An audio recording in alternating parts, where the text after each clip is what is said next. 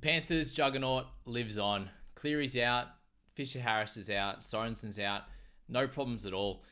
This Roosters team was absolutely shell-shocked in that first 20 minutes. It's crazy what this team can do. They absolutely stranglehold even the good teams in the comp. Like the Roosters came out, absolutely put a show on against the Rabbitohs, who are meant to be one of the powerhouse teams in this competition. Obviously not in the last, half a year or year at the moment, since their downfall in sort of round 11, 12, 13 through the rest of the year.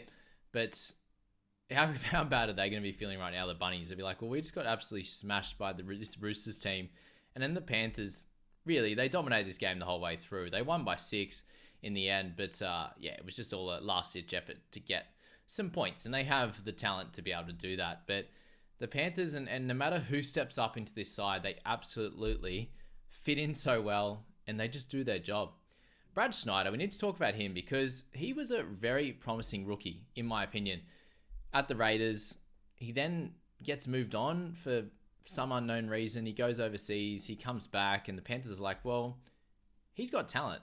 We're going to pick him up on the cheap, and he's going to play a role. We don't have Cogger anymore. We need someone of that same ilk that is just going to come in, listen to what we say, do the right thing, and play your game. You know, you've got talent, you're a good defender. That's all that matters. And you saw that with Cogger as well. He come in and, there was no deficiencies on the defensive side that were, out there or enough to really be exploited.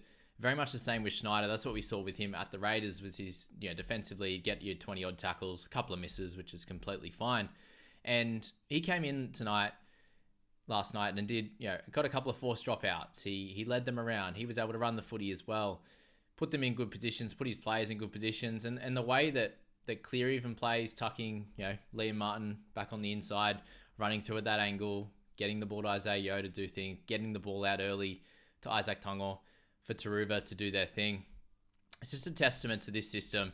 And it does beg the question then, what are the other clubs doing at the moment with the youth, right? Like, it's going to be absolutely wild what we end up seeing when Paul Alamotti comes into this side at some point, when Dane Laurie gets an opportunity. How are they going to look in this type of system? Are they going to absolutely go to a next level? And most of the time, you're going to say yes. And really, at this point in time, it is the Panthers only that are able to get this much out of their players. You did see it happen with the Storm a lot, and they're still developing great young talent. And you see Jonah Pezzett at the moment doing great things. You're seeing what Josh King was able to do and come in and do a great job in the middle there.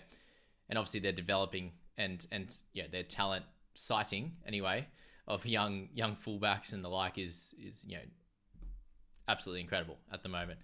But it's the Panthers, Daylight, and then teams like the Storm at the moment that are there still in that category. And there's not too many others apart from Brad Arthur with his edge back rowers seems to be killing it with that.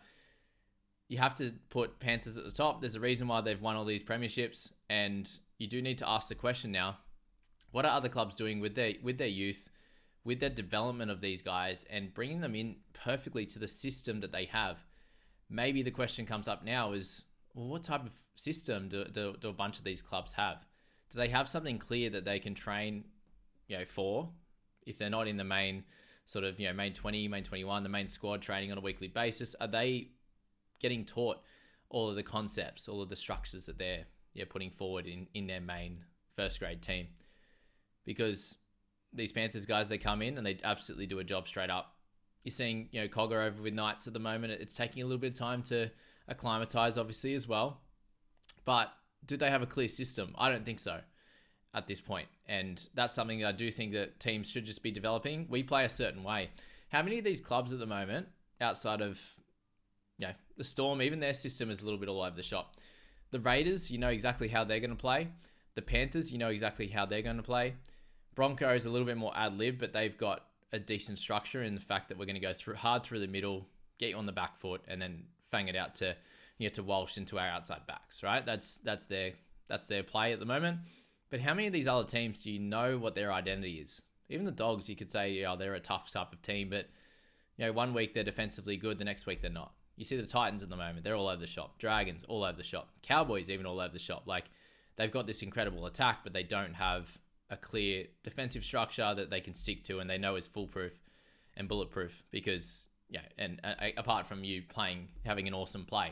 Because at the moment, the Cowboys, they're all over the shop with that as well.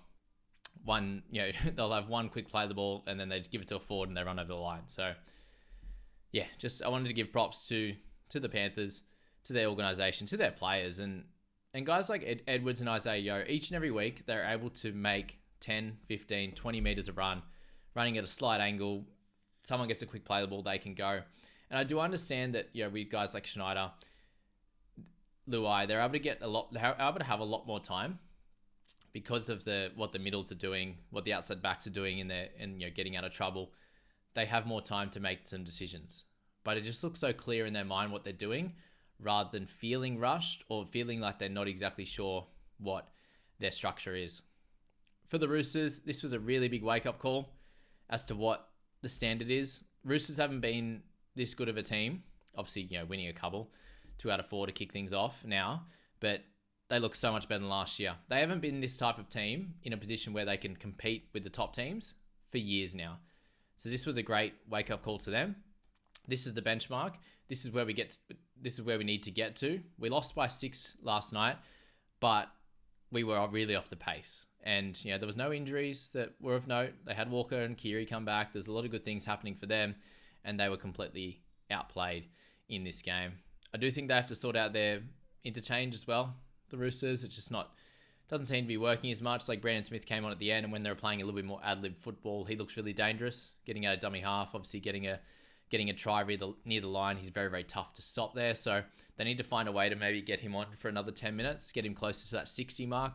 He'll be able to play that because 52, that's not enough. As I said, things started to work out when he came back on in that last 15 minutes and they put on a couple of tries at this point and like using Terrell May a little bit more as well. Again, he had some opportunities there in the back end when things were flowing to do some good things. So that's the Panthers up against the Roosters. The Roosters have a benchmark to get to now. The Panthers are that benchmark. And really, it's going to be a fun watch for the rest of the year to see if any of these teams can get near that benchmark.